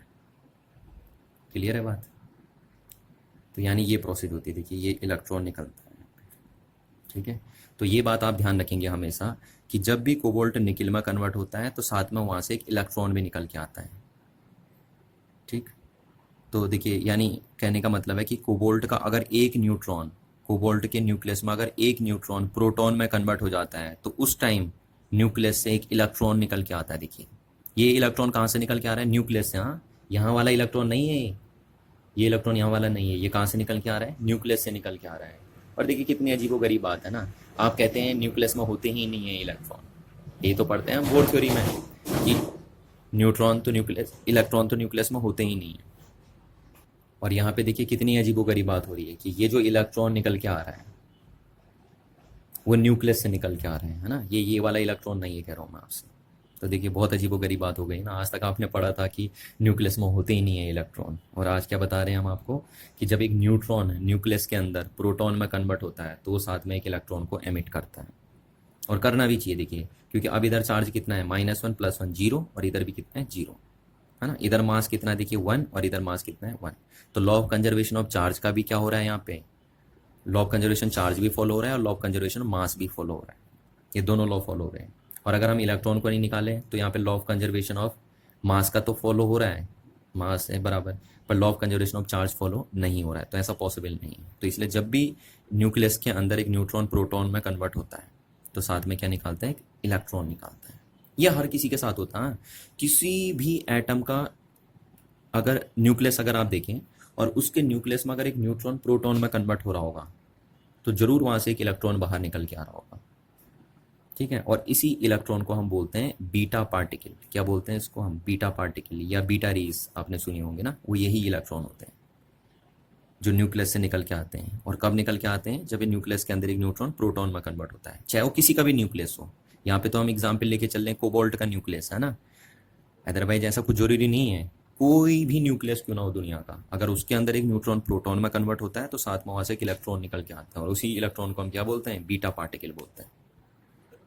चलिए, तो इतना सा भी नहीं होता, यहाँ पे एक चीज़ और भी होती देखिए, है ना, साइंटिस्ट ने बहुत टाइम तक तो ऐसे ही पढ़ा इसको। अब देखिए यहाँ पे law of conservation of charge का चार्ज तो ओबे हो रहा है, क्योंकि इधर देखिए 27 है, इधर कितने हैं देखिए 27 चार्ज है ना, तो इधर भी 27 चार्ज है पॉजिटिव, इधर भी 27 है, ये देखिए ना, ये यहाँ से हो गया। इधर टोटल मास कितना है 60, इधर भी कितना है 60, तो law of conservation of charge और law of conservation of mass तो फॉलो हो रहा है इस रिएक्शन में। बट जब साइंटिस्ट ने आगे जाके और भी लॉ होते हैं फिजिक्स में, है ना, वो अभी आप आगे जाके पढ़ेंगे, तो इस रिएक्शन में law of conservation of spin angular momentum, अब ये क्या होता है वो आपको अभी टेंशन नहीं लेनी है ना। तो इस रिएक्शन में law of conservation of spin angular momentum क्या होता है, वायलेट हो जाता है, ठीक है, वो यहाँ पे फॉलो नहीं होता।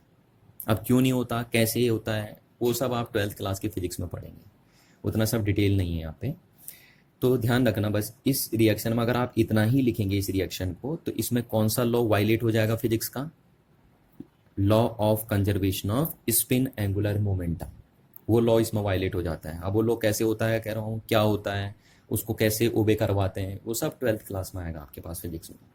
पर आप फिलहाल इतना समझ जाइए कि अगर आप इतना लिखते हैं तो इसमें फिजिक्स का कौन सा लॉ वायलेट हो जाता है, law of conservation of spin angular momentum. तो अगर उसको आपको फॉलो करवाना है या आप चाहते हैं कि वो वायलेट ना हो, तो यहाँ पे एक पार्टिकल और डिस्कवर हुआ फिर, और वो पार्टिकल अगर यहाँ निकलता है, ठीक है, तो अब अगर मैं इस पार्टिकल को यहाँ पे जोड़ दूँ, तो अब इसमें वो लॉ भी क्या नहीं होता, वायलेट नहीं होता। अब यानी अब अगर आप इस पार्टिकल को ऐड कर दीजिए इसमें, तो अब इसमें लॉ ऑफ कंजर्वेशन ऑफ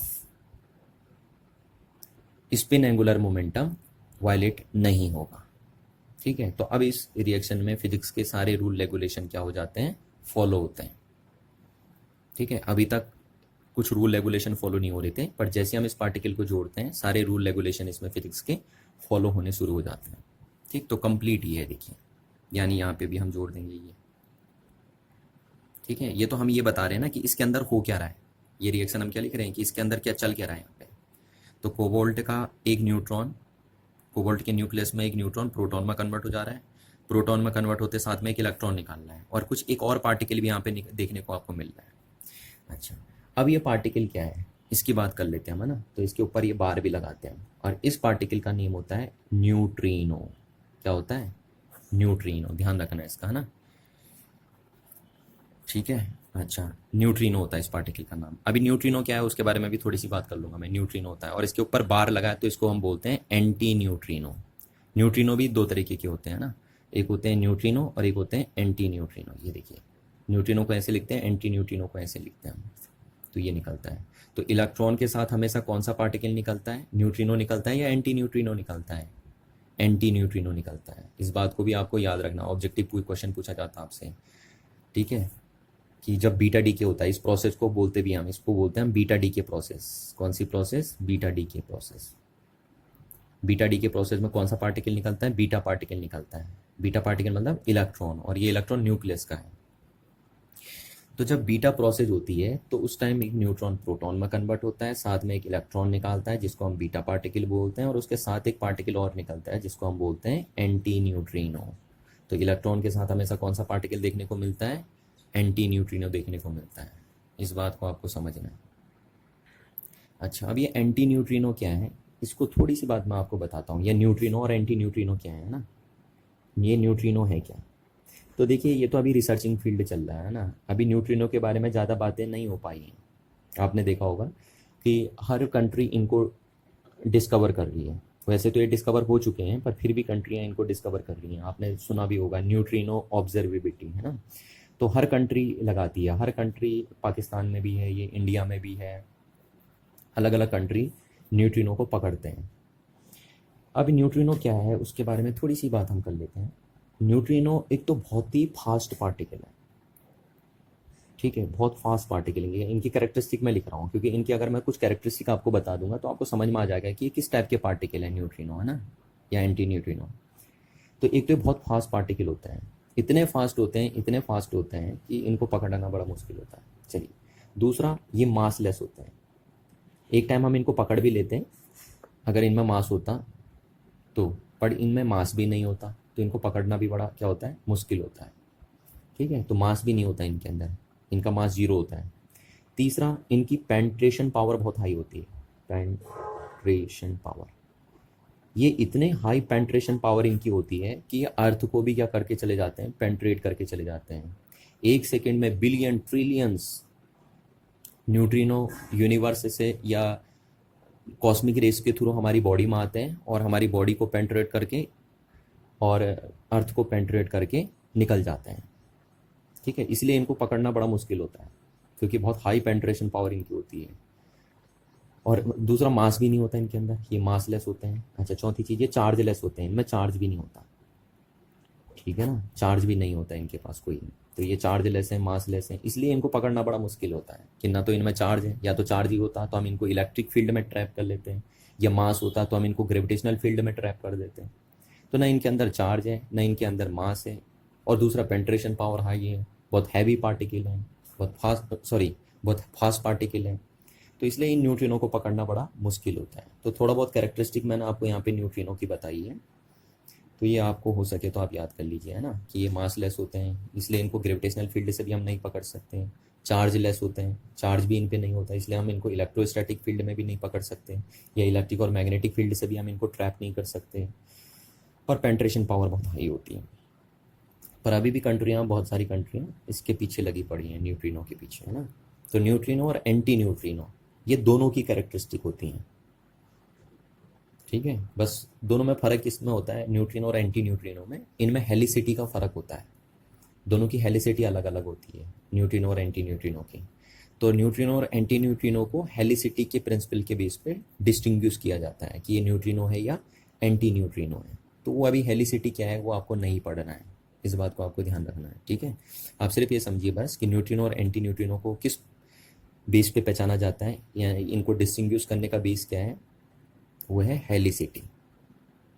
ठीक है, चलिए, बाकी ये कैरेक्टरिस्टिक दोनों की होती हैं, चाहे न्यूट्रिनो की हो या एंटी न्यूट्रिनो की हो।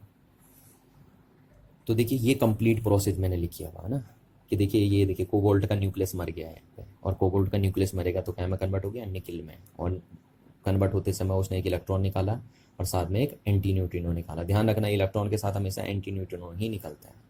तो ये प्रोसेस होती है, देखिए, कंप्लीट न्यूक्लियस के अंदर जब भी एक न्यूट्रॉन प्रोटॉन में कन्वर्ट होता है। तो अगर कभी मैं बोलूँ कि न्यूक्लियस के अंदर न्यूट्रॉन को प्रोटॉन में कन्वर्ट करने की प्रोसेस को कैसे आप इक्वेशन के फॉर्म में राइट करेंगे, तो आप ऐसी इक्वेशन लिख देंगे। सिमिलरली आप लिख सकते हैं कि अगर एक प्रोटॉन न्यूक्लियस के अंदर काय में कन्वर्ट होता है, एक न्यूट्रॉन में कन्वर्ट होता है, ठीक है, तो साथ में क्या निकलता है, साथ में एक निकलता है पॉजिट्रॉन। ठीक है, पॉजिट्रॉन, ये क्या है, पॉजिट्रॉन। जब एक न्यूट्रॉन काय में कन्वर्ट होता है, एक प्रोटॉन न्यूक्लियस के अंदर काय में कन्वर्ट होता है, न्यूट्रॉन में। यानी आप ये बोल सकते हैं कि जब न्यूक्लियस के अंदर एक प्रोटॉन मर के काय में कन्वर्ट हो जाता है, न्यूट्रॉन में कन्वर्ट हो जाता है। न्यूट्रॉन देखिए मरेगा तो प्रोटॉन में कन्वर्ट होता है, अब अगर प्रोटॉन मरेगा तो न्यूट्रॉन में कन्वर्ट होता है। तो जिस टाइम न्यूट्रॉन मर के प्रोटॉन में कन्वर्ट हो रहा था, उस टाइम वो क्या निकाल रहा था, इलेक्ट्रॉन। तो ऐसे ही जब प्रोटॉन मर के न्यूट्रॉन में कन्वर्ट होता है न्यूक्लियस के अंदर, तो उस टाइम वो क्या निकालता है, पॉजिट्रॉन निकालता है। अब ये पॉजिट्रॉन क्या है, ये पॉजिट्रॉन है, positron is anti particle, anti particle of electron. ठीक है, ये इलेक्ट्रॉन का एंटी पार्टिकल है। अब ये एंटी पार्टिकल का मीनिंग क्या होता है, देखिए ना, एंटी पार्टिकल का मीनिंग होता है मिरर इमेज, है ना। जैसे +3 का एंटी पार्टिकल कौन है, -3। तो बस पार्टिकल और एंटी पार्टिकल में सब कुछ सेम होता है सिवाय चार्ज के। ठीक है, दोनों में सब कुछ सेम होता है। जैसे जितना मास इलेक्ट्रॉन का होगा उतना ही मास पॉजिट्रॉन का भी होगा, क्योंकि पॉजिट्रॉन क्या है, ये प्रोटॉन नहीं है, पॉजिट्रॉन है, ध्यान रखना। तो पॉजिट्रॉन जो है वो इलेक्ट्रॉन का एंटी पार्टिकल है। तो पार्टिकल और एंटी पार्टिकल में सिर्फ डिफरेंस होता है चार्ज का, बाकी सब कुछ सेम होता है। देखिए, अगर मैं बोल रहा हूँ इलेक्ट्रॉन का मास 9.1 × 10⁻³ kg है, तो पॉजिट्रॉन का मास भी कितना होगा, पॉजिट्रॉन का मास भी इतना ही होगा। ठीक, अगर मैं बोल रहा हूँ कि इलेक्ट्रॉन की लाइफ 2 सेकेंड है, तो पॉजिट्रॉन की लाइफ भी कितनी होगी, 2 सेकेंड होगी। अगर मैं बोल रहा हूँ इसका स्पिन 2 है, किसका, इलेक्ट्रॉन का, तो पॉजिट्रॉन का भी कितना होगा, 2 होगा, है ना। अगर मैं बोल रहा हूँ इसका angular momentum, spin angular momentum electron का 20 है, तो पॉजिट्रॉन का भी कितना होगा, 20 होगा। सिर्फ चार्ज का डिफरेंस है बस, इस पे नेगेटिव चार्ज होता है इलेक्ट्रॉन पे और पॉजिट्रॉन पे पॉजिटिव चार्ज होता है। और ध्यान रखना ये प्रोटॉन नहीं है कह रहा हूँ मैं, प्रोटॉन अलग चीज़ होती है, ये पॉजिट्रॉन है। तो जब एक प्रोटॉन न्यूक्लियस के अंदर मर के न्यूट्रॉन में कन्वर्ट होता है तो उसमें साथ में क्या निकलता है, पॉजिट्रॉन। और इस पॉजिट्रॉन के साथ निकलता है कौन, न्यूट्रिनो। ये न्यूट्रिनो है, ठीक है। क्योंकि अगर आप यहाँ न्यूट्रिनो नहीं निकालेंगे तो कह रहा हूँ मैं यहाँ पे एक फिजिक्स का प्रिंसिपल वायलेट करने लग जाएगा। और वो फिजिक्स का प्रिंसिपल कौन सा वायलेट करता है यहाँ पे, अगर आप इसको नहीं निकालेंगे तो वो है law of conservation of spin angular momentum. तो उस लॉ को होल्ड कराने के लिए हम एक पार्टिकल यहाँ पे निकालते हैं, और वो पार्टिकल क्या होता है, निकालते क्या, निकलता ही है ना, तभी होल्ड हो पाता है वो लॉ। तो उसको हम बोलते हैं न्यूट्रिनो। तो ये न्यूट्रिनो है, ये पॉजिट्रॉन है, और ये तो आपको पता है ये न्यूट्रॉन है। तो आप ये देखिए इधर चार्ज कितना है 1, इधर भी कितना है 1, इधर मास कितना है 1, तो इधर साइड में कितना है मास 1, क्योंकि इसमें तो मास नहीं होता ना, ये तो चार्जलेस मासलेस पार्टिकल होते हैं ये देखिए, ठीक। तो आपको पता चल गया, इतनी बात आपको समझ में आ गई कि जब प्रोटॉन न्यूक्लियस के अंदर मरते हैं या डीके होते हैं तो ऐसे न्यूट्रॉन में कन्वर्ट हो जाते हैं। इस रिएक्शन के थ्रू एक प्रोटॉन न्यूट्रॉन में कन्वर्ट होता है, और इस प्रोसेस के थ्रू एक न्यूट्रॉन प्रोटॉन में कन्वर्ट होता है। तो न्यूट्रॉन के मरने की प्रोसेस ये है, प्रोटॉन के मरने की प्रोसेस ये है। बल्कि ना मरने की प्रोसेस मत बोलिए, आप बोलते हैं डीके होने की प्रोसेस। तो न्यूट्रॉन के डीके होने की प्रोसेस ये है, प्रोटॉन के डीके होने की प्रोसेस ये है। चलिए, है ना। तो बहुत अजीबोगरीब पार्टिकल यहाँ देखने को मिल रहे हैं आपको, देखिए दिख रहे हैं ना ये चीज़। तो अब हम डेफिनेशन समझते हैं, देखिए वीक फील्ड फोर्स की, है ना, कि वीक फील्ड फोर्स को आप कैसे डिफाइन करेंगे। समझ में आ रही बात। तो काफ़ी बातें हमने जानी। देखिए तो क्या हुआ, देखिए मैं यहाँ पे आपको बताता हूँ। ये था आपका कोबाल्ट, ठीक। कोबाल्ट जब कन्वर्ट हुआ किस में, निकिल में।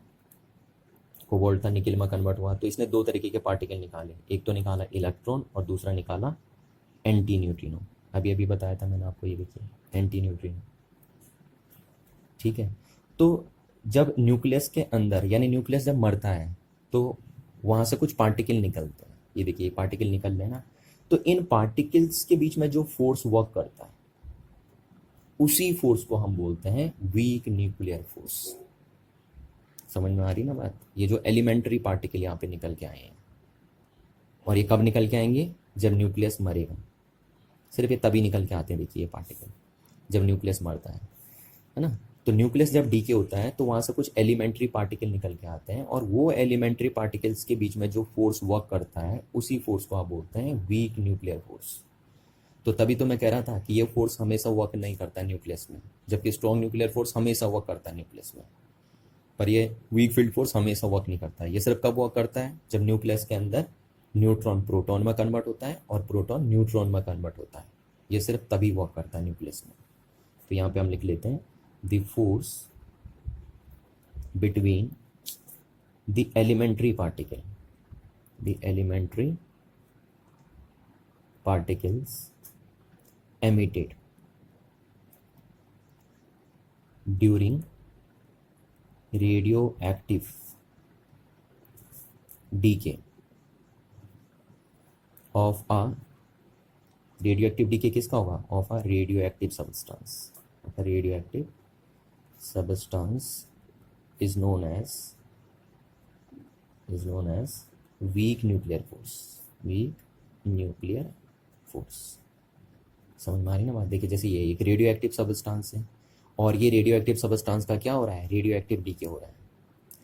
तो जब रेडियो एक्टिव सबस्टांस का रेडियो एक्टिव डीके होगा तो उस टाइम वहाँ से एलिमेंट्री पार्टिकल निकल के आते हैं, और उन एलिमेंट्री पार्टिकल्स के बीच में जो फोर्स वर्क करता है उसी को बोलते हैं आप वीक न्यूक्लियर फोर्स। क्लियर है ना बात। बस इतनी बातें हमें इसके बारे में पढ़नी है ना, ज़्यादा डिटेल बातें नहीं करनी, क्योंकि एडवांस लेवल का फोर्स है ना, अभी तो ये कंप्लीट डिस्कवर हुआ भी नहीं है, ठीक है। तो ये बात आपको समझनी है यहाँ से। अच्छा, अब इस फोर्स के लिए फील्ड पार्टिकल कौन होता है, ठीक। तो ज़्यादा इसके कैरेक्टरिस्टिक अभी हम नहीं लिखेंगे। क्यों नहीं लिखेंगे, क्योंकि ये फोर्स अभी डिस्कवरी में चल रहा है, ठीक है ना, ये अभी कंप्लीट डिस्कवर हुआ भी नहीं है। तो सिर्फ मैं इसकी बात कर देता हूँ। The field particle for this forces, the field particle of this force, ठीक है। इस फोर्स का फील्ड पार्टिकल क्या होगा, तो वो होगा इस न्यूट्रिनो, ठीक है। ये न्यूट्रिनो जो है न्यूट्रिनो या एंटी न्यूट्रिनो, ठीक है, दोनों में से आप कोई से भी बोल सकते हैं। तो वही ये जो न्यूट्रिनो और एंटी न्यूट्रिनो है, यही इस फोर्स के फील्ड पार्टिकल है, ठीक है ना। तो ये बात आपको समझ गई। अच्छा, अब इस फोर्स की जो स्ट्रेंथ होती है, ये वीक है ना, तो इसकी स्ट्रेंथ जो होती है, वीक न्यूक्लियर फोर्स की जो स्ट्रेंथ होती है, वो ग्रेविटेशनल के कंपैरिजन में 10⁻21 टाइम्स हैवी होती है, ठीक है। यानी वीक न्यूक्लियर फोर्स जो होता है वो ग्रेविटेशनल से 21 टाइम्स क्या होता है, स्ट्रॉन्गर होता है। तो ये ध्यान रखना है ना कि ये वीक तो है बट ये ग्रेविटेशनल से वीक नहीं है। सबसे वीक कौन होता है, ग्रेविटेशनल ही होता है। आपको ये कंफ्यूज नहीं करना है कि इसका नाम वीक रखा है तो ये सबसे वीक होगा, चारों फंडामेंटल फोर्स में सबसे वीक होगा, नहीं, ठीक है ना। इसका नाम वीक इसलिए रखा है क्योंकि जब ये इंटरेक्शन चलता है ना, ये इंटरेक्शन होता है तो वो न्यूक्लियस में देखने को मिलता है, और न्यूक्लियस में इससे भी, इस फोर्स से भी हैवी एक फोर्स वहां काम करता है जिसका नाम स्ट्रॉन्ग न्यूक्लियर फोर्स रखा था। तो उसके कंपैरिजन में ये वीक होता है, इसलिए इसका नाम वीक न्यूक्लियर फोर्स रखा है, ठीक है। क्योंकि मैंने कहा था ना न्यूक्लियस में दो फोर्स काम करते हैं, एक तो ये और एक स्ट्रॉन्ग न्यूक्लियर फोर्स, और वो फोर्स चारों फोर्स में सबसे स्ट्रॉन्गर है। तो उसके कंपैरिजन में ये वीक न्यूक्लियर फोर्स क्या है, वीक है, इसलिए इसका नाम वीक न्यूक्लियर फोर्स रखा है। ऐसा नहीं है कि चारों में सबसे वीक है, चारों में सबसे वीक कौन होता है, ग्रेविटेशनल होता है ना। तो ग्रेविटेशनल से कितना स्ट्रॉन्गर है ये फोर्स, 10⁻21 टाइम्स स्ट्रॉन्गर है। तो इस बात को आपको ध्यान रखना है। तो आई होप आपको इतनी बातें समझ में आई होंगी। तो ये चारों फंडामेंटल फोर्स हमारे क्या हो गए हैं, एंड हो गए यहाँ पे, है ना। चलिए, अब नेक्स्ट टाइम हम आगे की बातें नहीं करेंगे इसमें। आगे आपके पास जो टॉपिक है वो है कंजर्वेशन लॉस, ठीक है। तो उसको हम डिस्कस नहीं करेंगे क्योंकि वो सीबीएसई के सिलेबस से हट चुके हैं, ठीक है। तो अब हम नेक्स्ट टाइम आपका यूनिट एंड मेजरमेंट वाला चैप्टर स्टार्ट करेंगे। Thank you. तो आई होप आपको इतनी बात समझ में आएगी, और थोड़ा इस फोर्स को आप ध्यान से देखेंगे क्योंकि ये फोर्स थोड़ा आपके लिए क्या है, एकदम से एक नया टाइप का फोर्स आपके सामने निकल गया है, क्योंकि इसमें बहुत सारी बातें हो गई हैं ना आपके साथ, neutrino, anti neutrino, beta particle, है ना, पॉजिट्रॉन, ये बहुत सारी बातें इसमें हो गई हैं। तो इस बात को आपको ध्यान रखना है। ये थोड़ा इसको आपको 2-2 3-3 बार करके दोबारा पढ़ना है, थोड़ा रिवाइज करना है। बाकी ये फोर्स ऐसा नहीं, आपको टेंशन नहीं लेनी है, ये फोर्स हायर क्लास में आपको डिटेल से पढ़ने को मिलेगा, ठीक है। थोड़ा बहुत 12th में देखने को मिलेगा ये फोर्स आपको, और बाकी आप हायर स्टडी जब करेंगे तो वहाँ पे। Thank you everyone.